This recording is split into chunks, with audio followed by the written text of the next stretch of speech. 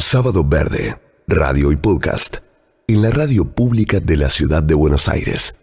Vamos a conversar ahora con Julián Fernández, que es director y representante legal del Instituto Nacional de Asuntos Indígenas, para seguir integrando comunidad. Eso nos hace falta, seguir visibilizando las problemáticas, tratar de salirnos de esos slogans y de algunos pensamientos que nos hace disgregar en vez de convocar a la ciudadanía. ¿Cómo está, Julián? Muy buen día. Muy buen día, muchísimas gracias por la comunicación y saludo a toda la audiencia. Bueno, queríamos hoy abordar la temática referida a la ley de emergencia territorial y las comunidades, los desalojos que sufren, qué pasa con los pueblos originarios también de cara a la sociedad y a ese relato que se va construyendo, especialmente en las grandes capitales, ¿no? Son todos, a veces, pareciera malos e invasores, cuando en la realidad es un poco al revés. ¿Qué nos dirías para empezar y poner un contexto adecuado, Julián? Sí, exactamente. Hay un discurso irreal, un discurso que intenta instalar a la ciudadanía para desinformar y a partir de ahí construir ciertos intereses, sobre todo sobre los derechos innegables de las comunidades indígenas, en especial de su territorio, de su agua, de sus bosques nativos. Esos son los intereses por el cual un factor de la sociedad que están interesados por los recursos naturales que hoy son guardianes de estas comunidades indígenas, porque de otra manera no existiría en debate ningún derecho de estas comunidades. Las comunidades indígenas hoy es agenda porque en el fondo de la cuestión es que van por sus derechos o por sus bienes y sus recursos naturales, que ellos en territorio se están protegiendo y el Estado nacional y provincial, estamos obligados a asegurarle ese derecho y también darle seguridad jurídica para que ellos puedan, las comunidades, vivir en paz en su territorio. ¿Podrías darnos, Julián, algún ejemplo de estas situaciones, no importa cuál sea el lugar del país, para contrarrestar justamente con esto que solemos leer casi en exclusiva, sobre hechos aislados que suelen suceder con alguna comunidad en el sur? ¿Cuál es la verdadera problemática de la mayoría de las comunidades indígenas en la Argentina? Lo primero es que hoy las comunidades indígenas, aparte por medio de sus representantes, exigen a los estados, esto no es solamente de Argentina, también se ve en Brasil, en Bolivia, en Chile, exigen participación, y participación con todas las letras, participación política, si se está debatiendo una ley que puedan afectar sus territorios, que ellos sean consultados. Argentina, nosotros el 2 de abril del año pasado, la Corte Interamericana de Derechos Humanos condenó al Estado argentino por varias cuestiones, por afectar el medio ambiente sano donde tienen que vivir estas comunidades indígenas. Me estoy refiriendo al fallo de la Casconat de la provincia de Salta, por una extensión de 643.000 hectáreas, donde viven gran mayoría comunidades huichí, que están entre la frontera de Bolivia y Paraguay. Es en una esquina, digamos, si uno nos ubica en el mapa argentino, toda una extensión de territorio por el cual hoy estamos condenados y tenemos que garantizarle seguridad jurídica por el territorio, alimentación adecuada, consulta previa en caso de que los estados tengan que interferir en esos territorios, y estos son los reclamos mayoritarios de todas las etnias. Esto de la cual estamos condenados, y estamos nosotros desde el Estado Nacional hoy haciendo un camino, un plan para poder cumplimentar esta sentencia.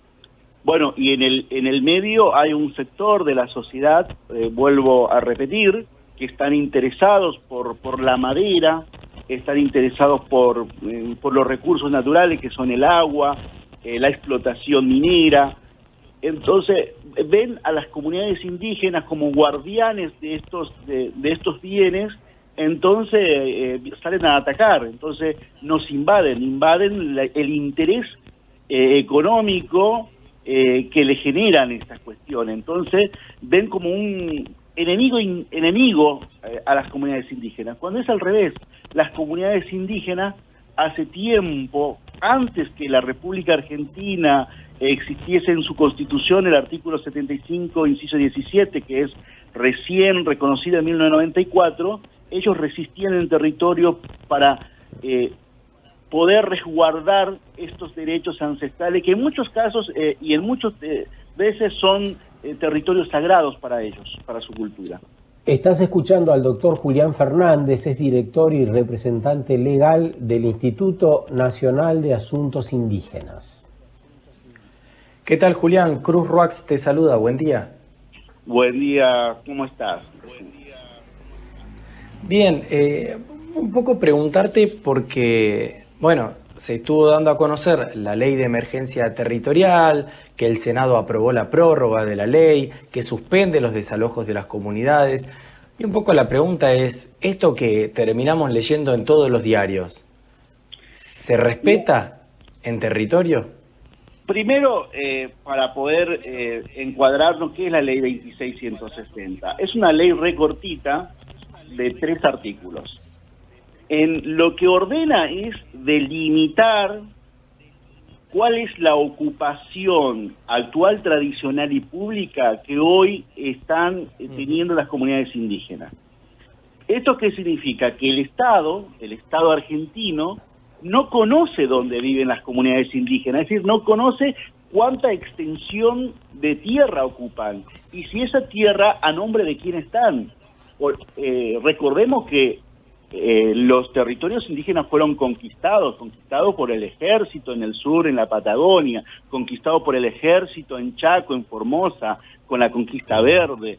Hubo matanza, como la matanza de Ricombomba, Napalpí, en Quera, en Jujuy. Es decir, primero tenemos que tener memoria en relación de cómo fueron conquistados por el ejército argentino para extender sobre todo la frontera agrícola, porque la sociedad rural argentina era parte de esto, y con una visión del Estado de este es el principio. Entonces, a partir de ahí, el pueblo indígena fueron desplazados y en muchos casos fueron quedados, reducidos en estancia, en grandes extensiones de estancia. Entonces, el Estado no conocía dónde hoy están viviendo. Entonces, lo que ordena la ley 2660, también a partir del caso de la Cajoná, que en ese momento se discutía en el año 2006, ordena, tengamos una fotografía de cuál es la extensión territorial donde viven las comunidades indígenas. A partir de ahí, el Instituto Nacional de Asuntos Indígenas, que es el organismo